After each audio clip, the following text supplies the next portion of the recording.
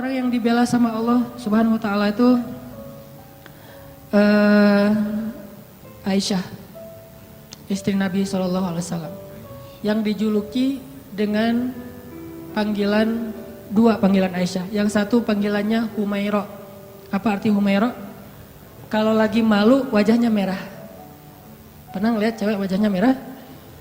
Pakai gitu ya. Kalau Aisyah itu bukan karena dia make upan, memang wajahnya merah kalau lagi malu. Kalau Nabi muji-muji Aisyah, malu merah. Malu pakai ngomong. Itu mah saya. Aisyah Humaira, wajahnya kemerah-merahan. Saking putihnya Aisyah, Abu Bakar itu kan orangnya putih, makanya anaknya juga kenapa dipanggil Abu Bakar? Padahal bukan nama aslinya, itu Aka lah ya, S non S gitu. Aka Abu Bakar. Kenapa dipanggil Abu Bakar? Abu Bakar itu artinya bapak yang punya anak perawan yang cantik-cantik. Aisyah, Asma, itu cantik-cantik semua tuh. Makanya bapaknya dipanggil Abu Bakar. Kita kalau punya, kita yang belum nikah, yang udah nikah, kalau punya anak cewek 2 orang, maka dia bisa dipanggil Abu Bakar. Walaupun namanya bisa aja Asep, bisa aja siapa gitu, tapi bisa dipanggil Abu Bakar. Kenapa? Punya anak perawan, cantik, soleha. Humaira. Nama lainnya, Nabi juga senang manggil Aisyah itu dengan panggilan Aish. Disingkat Aisyah jadi Aish. Dalam bahasa Sunda jadi Eis. Itu benar. Pasti orang Sunda manggil Eis itu asal muasalnya dari panggilan Aisyah. Karena kita nggak bisa susah ngucapin A, dari Aish jadi Eis. Berarti orang Sunda juga ada hubungannya dengan para ulama. Eis. Jadi yang manggil istrinya walaupun nama istrinya mungkin siapa gitu ya, manggil aja Eis. Kok Eis sih? Aisyah gitu. Aish. Panggilan sayang Nabi nih.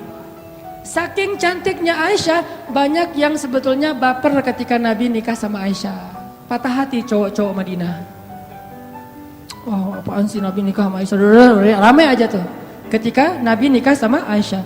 Suatu hari Nabi itu lagi jalan, lagi touring gitu sama sahabat-sahabat. Bahasa dulu mah berangkat berjihad ya. Cuman sebutlah touring. Karena Nabi sambil berjihad juga, sambil touring, sambil main.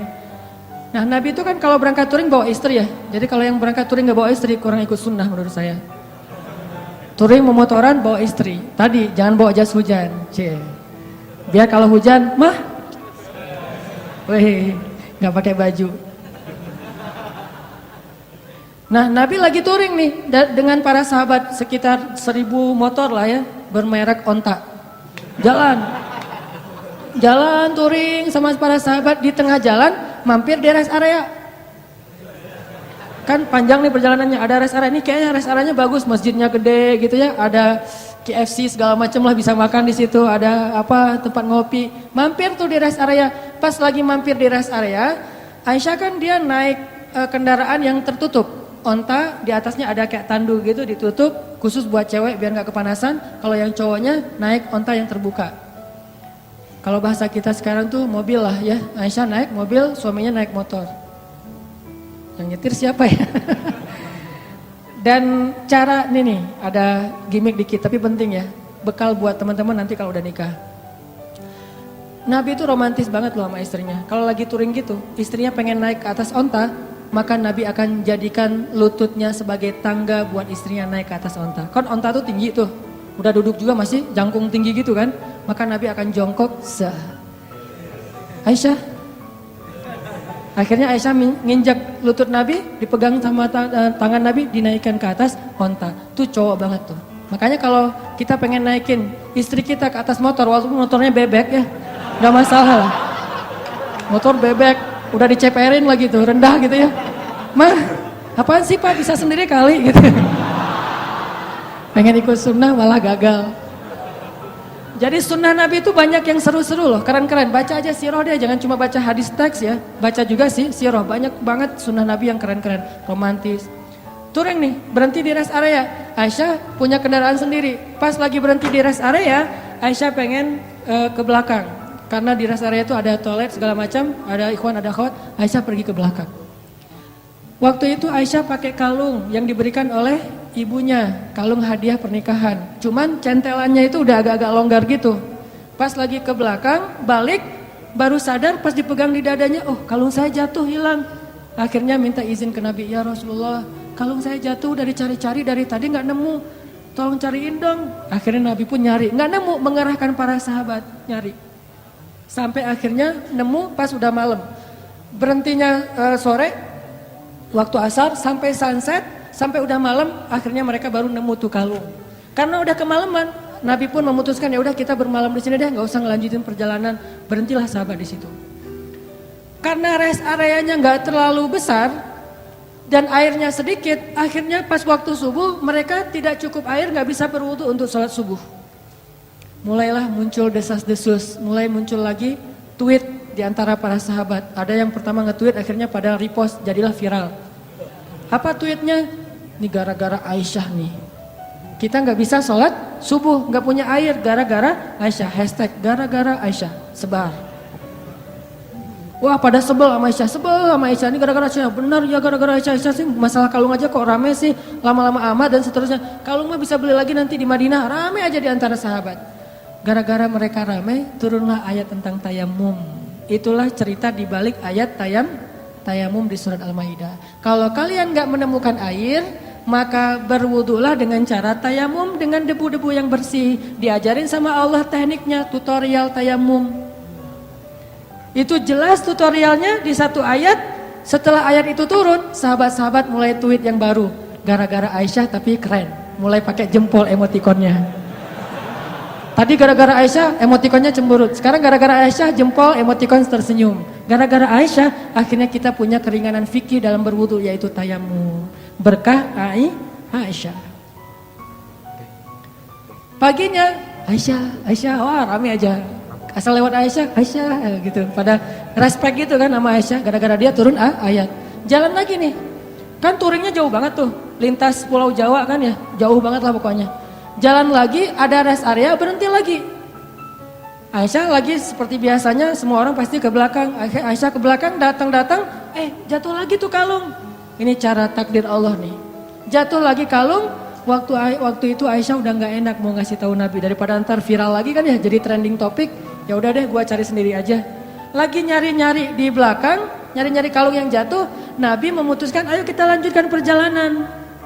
Sehingga para sahabat pun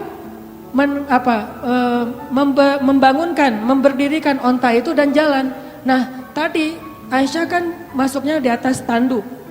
Waktu itu sahabat yang mengangkat tanduk nggak sadar kalau di dalamnya Aisyah udah nggak ada. Kenapa? Itu menunjukkan bahwa Aisyah itu kurus. Itu komen ulama di hadis tersebut. Makanya kalau baca hadis jangan cuma baca teksnya, baca komennya juga. Biar lebih jelas gitu. Oh ternyata kata ulama Aisyah itu kurus. Kenapa bisa kurus? Dia rajin zumba. Zumbanya Aisyah, ngepel di rumah, beres-beres rumah itu zumbanya Aisyah. Jadi keringatan terus sehingga badannya tuh bagus. Gak pernah lebih dari 55 kilo. Kalau ada di atas 55 kilo berarti gak ikut sunnah. Ya. Buat cewek ya, buat cewek. Aisyah tuh masih kurus, jadi dia ada di dalam tandu gak ada, sama aja gak terlalu ngaruh. Karena berat tandu lebih berat daripada Aisyah.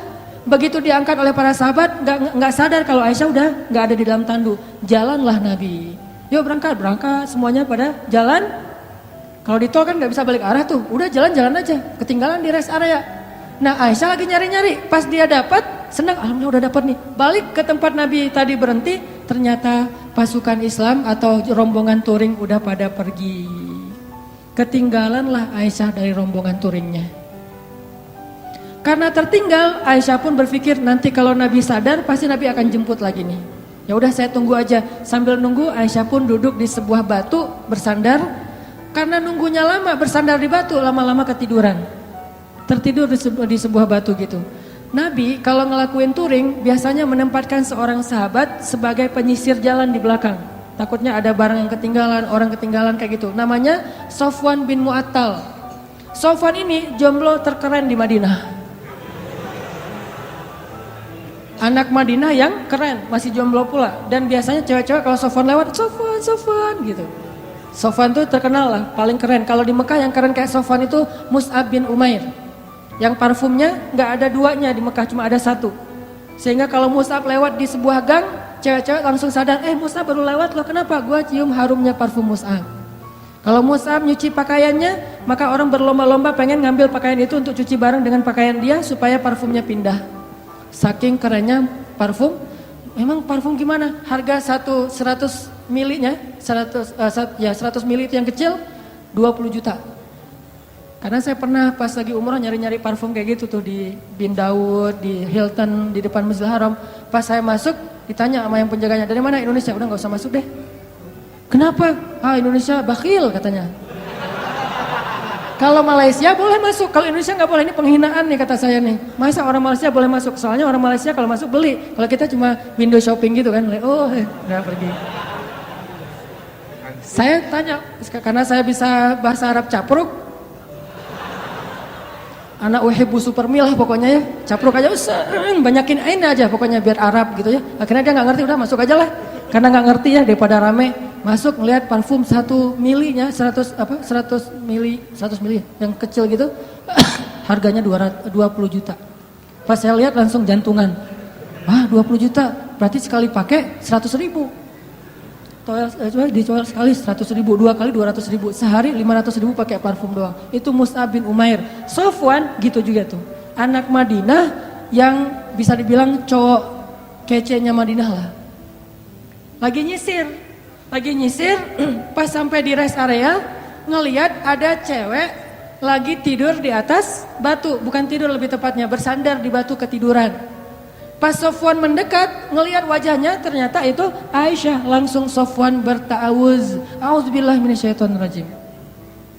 Terus Sofwan mengatakan, taraju, innalillah wa inna ilaihi raji'un. Taraju yang di Tasik Garut itu dari bahasa Arab. Taraju. Apa arti taraju? Innalillah wa inna ilaihi raji'un. Taraju artinya mengucapkan innalillah. Langsung Sofwan, innalillah wa inna ilaihi raji'un, berpaling. Coba bayangin, solehnya Sofwan. Kalau kita kan alhamdulillah, kebaliknya. Kalau Sofwan innalillah, nih cowok keren tuh kayak gitu tuh, innalillah. Kalau Maryam ngelihat Jibril, kan Maryam pernah lagi sendirian tuh di mihrab, lagi berzikir, tiba-tiba datang cowok keren namanya Gabriel. Jibril itu kan kalau turun ke bumi berwujud basyaron sawiya, laki-laki yang sempurna. Pas Maryam ngelihat cowok keren gitu, apa kata Maryam? A'udzubillah. Bukan Masya Allah, bukan. A'udzubillah. Jadi cewek-cewek nih kalau ngelihat postingan ada cowok yang keren, a'udzubillah. Yang mana ya tadi? A'udzubillah aja, jangan dilihat. Yang cowok-cowoknya ada yang cewek keren, innalillah wa inna ilaihi raji'un. Jadi kalau cewek-cewek nanti di luar dengerin ada yang tarajo, berarti ada yang keren tuh. Mana. Innalillah wa inna ilaihi raji'un. Karena ucapan taraju'nya keras, akhirnya Aisyah kaget dan bangun. Pas Aisyah bangun langsung Aisyah nunduk gitu karena malu kepada Sofwan. Sofwan gak banyak nanya, gak nanya Aisyah ngapain sendiri di sini, lagi nungguin saya ya? Enggak. Nih, solehnya sahabat ya, biar kita bisa ngebandingin sama kita. Enggak nanya Aisyah lagi ngapain di sini, Aisyah kenapa duduk di situ, Aisyah enggak. Begitu udah selesai taraju, Aisyah bangun, Sofwan langsung mengambil ontanya, didudukkan di dekat Aisyah, terus Sofwan menjauh dan membelakangi. Untuk apa? Biar Aisyah naik ke atas onta dan Sofwan gak ngelihat gimana cara si cewek itu naik. Kalau udah nikah romantis banget, kalau belum nikah terjaga banget. Tuh benar-benar orang-orang yang luar biasa.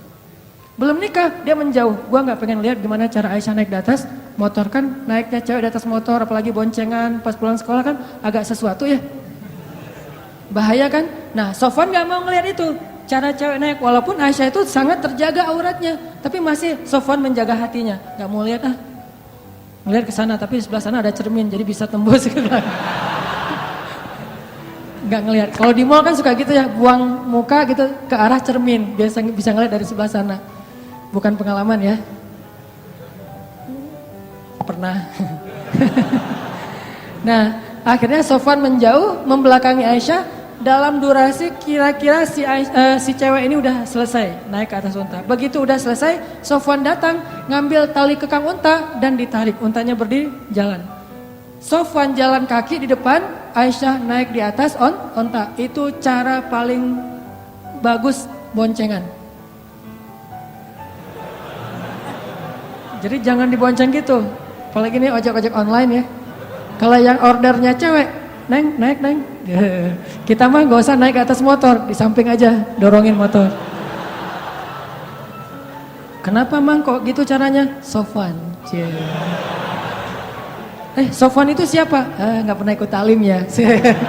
Makin sombong ya, makin ria. Sofwan narik tuh tali kekang onta, Aisyah di belakang. Nggak pernah sekalipun Sofwan menoleh ke belakang. Aisyah butuh sesuatu? Enggak. Atau mungkin bisa miss call kalau ada apa-apa. Ini nomor saya, modus. Nggak ada sama sekali.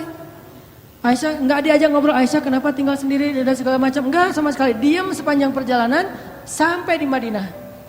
Nabi sampai di Madinah nggak sadar kalau Aisyahnya ketinggalan. Karena Nabi nggak langsung pulang. Biasanya nyambut tamu dulu, ada urusan negara lah. Nah, lama baru dari belakang Aisyah dengan Sofwan muncul.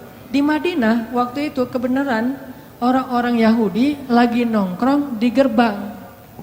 Karena salah satu hobi orang Yahudi itu nongkrong di jalan. Senang banget nongkrong di jalan tuh. Nongkrong gitu-gitu ya di jalan. Nah, pas lagi orang Yahudi nongkrong di jalan, tiba-tiba dari kejauhan datanglah Aisyah dengan Sofwan berdua. Tapi satu di atas onta, satu lagi narik tali kekang onta. Orang Yahudi tadi lagi nongkrong nih, lagi ngobrol. Datanglah Aisyah sama Sofwan, begitu mereka ngelihat Sofwan dan Aisyah, langsung sepi. Diam semua orang Yahudi, diam aja. Diam, tuh ada yang lewat. Diam, pas sudah lewat, gue bener ngelihatnya tadi nggak bermimpi nih. Enggak, gue juga ngeliat yang sama. Benar kan Aisyah, benar? Mulai gosip muncul. Judulnya masih aman nih, Aisyah dan Sofwan pulang berdua. Judul standar lah ya, mainstream. Judulnya Aisyah dan Sofwan pulang berdua, benar nggak? Benar, tapi orang persepsinya apa? Selingkuh kan? Ada affair nih antara Aisyah dengan Sofwan. Judulnya nggak bisa dihujat. Saya tuntut kamu pencemaran nama baik, nggak bisa. Orang judulnya benar. Aisyah dan Sofwan pulang berdua. Atau nanti dikembangin lagi. Aisyah dan Sofwan ada apa? Tanda tanya. Bisa aja kayak gitu. Ada apa dengan AADA gitu. Ada apa dengan Aisyah.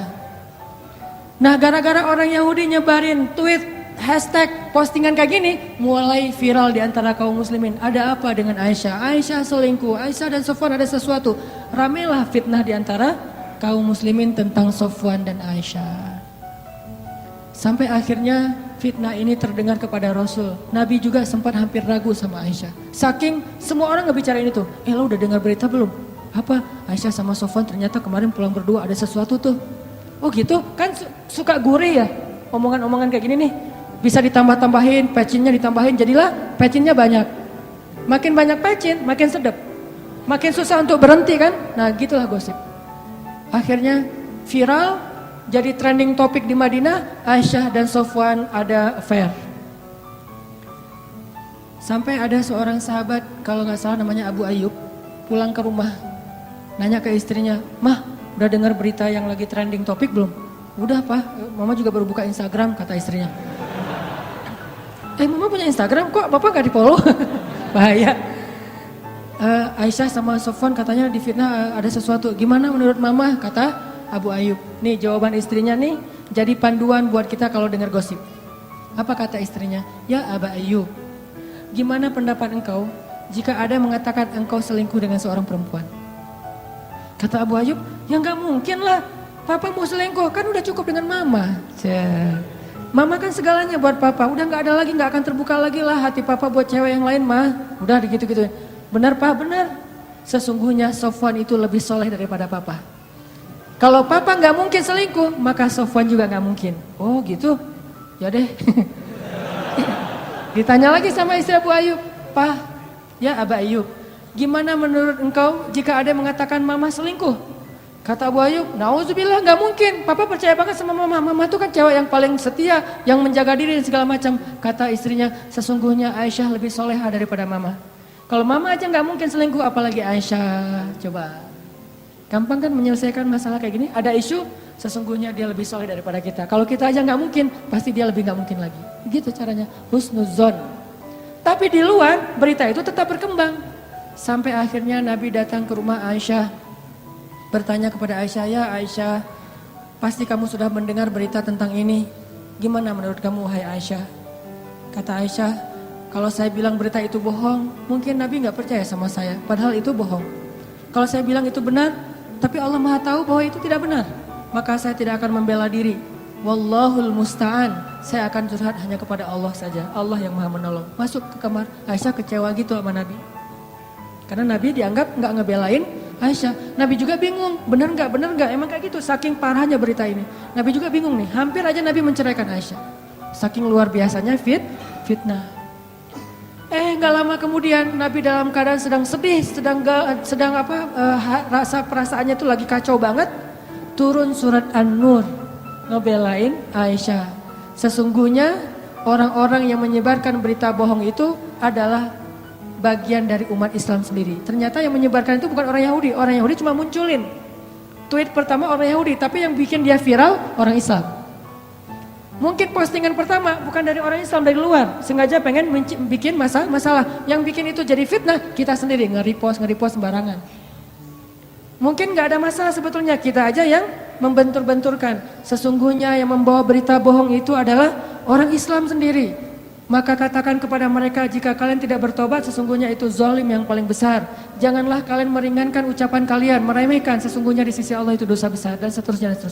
Satu halaman penuh ayat turun untuk ngebelain Aisyah. Bayangin, satu halaman di surat An-Nur khusus tentang Aisyah. Akhirnya Nabi pas dapat ayat ini ngumpulin para sahabat, ayo ngumpul.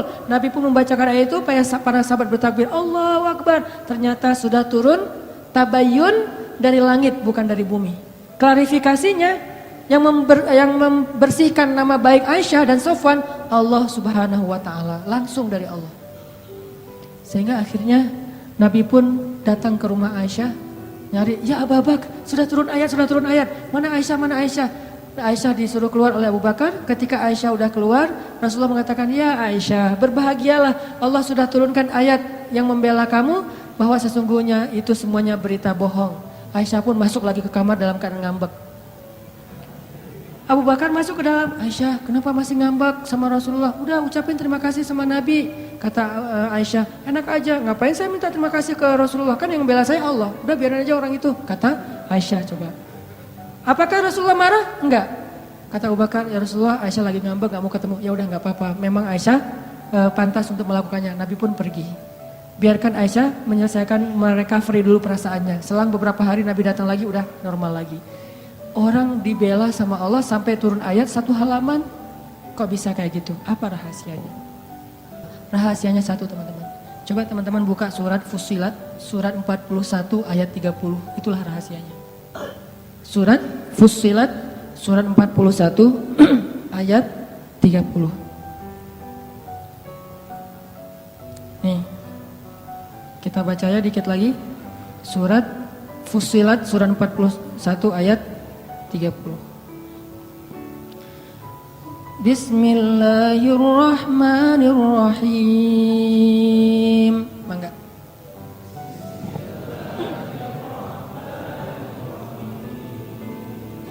Innal ladzina qalu rabbuna Allahu tsumma istaqamu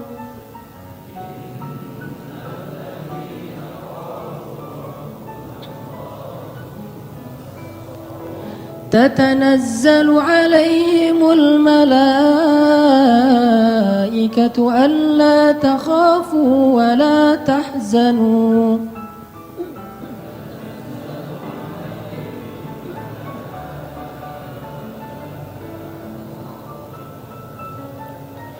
وأبشروا بالجنة التي كنتم توعدون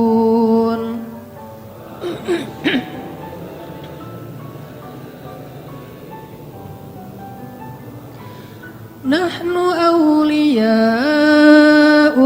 في الحياة الدنيا وفي الآخرة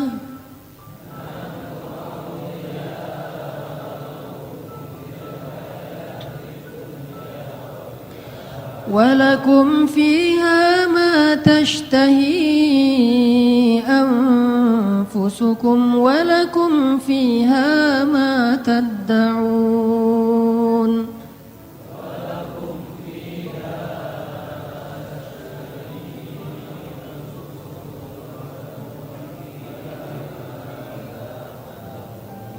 Sesungguhnya orang-orang yang berkata Rob kami adalah Allah, kemudian mereka berkomitmen istiqomah, maka turunlah kepada mereka malaikat-malaikat secara berbondong-bondong dan mengatakan, janganlah kalian takut, janganlah kalian khawatir, bergembiralah dengan surga yang telah dipersiapkan untuk kalian semua. Kami adalah pelindung-pelindung bagi kalian dalam kehidupan dunia dan dalam kehidupan akhirat. Di sana, di dalam surga, ada hal-hal yang kalian sukai, dan di sana juga ada apapun yang kalian minta. Ini rahasianya. Istiqomah. Arti istiqomah, 1 komitmen, 2 konsisten.